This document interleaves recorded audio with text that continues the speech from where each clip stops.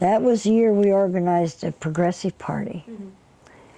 And that was one of my most interesting experiences, if you don't mind my digressing a bit from communism, because, you know, you can't, you can be a communist 24 hours a day, but you can't engage in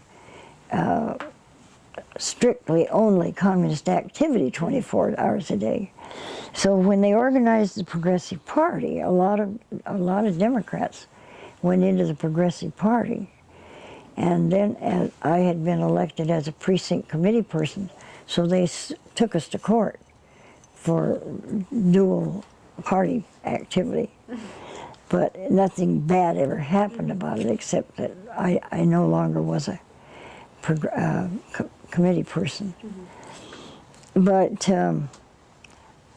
the Progressive Party was a fascinating party. Henry Wallace was a vice president of the United States, and he had gone all over, and some of his writings, I hope I still have some. I have a file over at the university.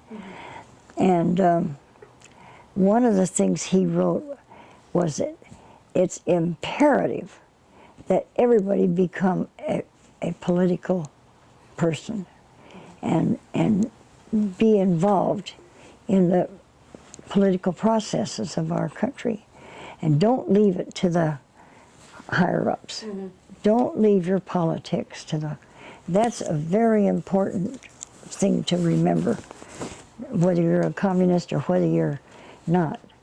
Unless you're not going to vote at all, it's important to study and try to make the best of the political situation. So we had this big convention, and one of the men who was a state senator at the time was a member of the Communist Party also, got drummed out of the Democratic Party later, sent the women to the powder room, and women didn't like that. And I was elected secretary of the Women's Caucus, so then I had to make the report back to this over 4,000 people. That was something else again.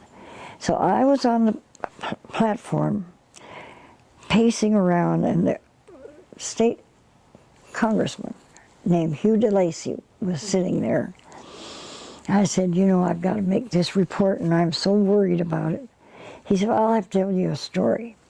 There was a congressman going to make a speech, so he gets off in a little room where he could practice his speech. And a woman came in, and she said, why, Congressman, I didn't realize that you got nervous when you were going to make a speech. Nervous? He said, what makes you think I'm nervous? She said, well, what are you doing in the ladies' john then? Well, that relaxed me completely. I tell you, that really fixed it up.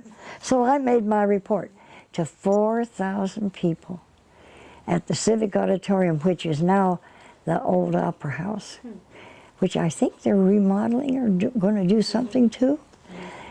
So I've seen a lot of progress. Well,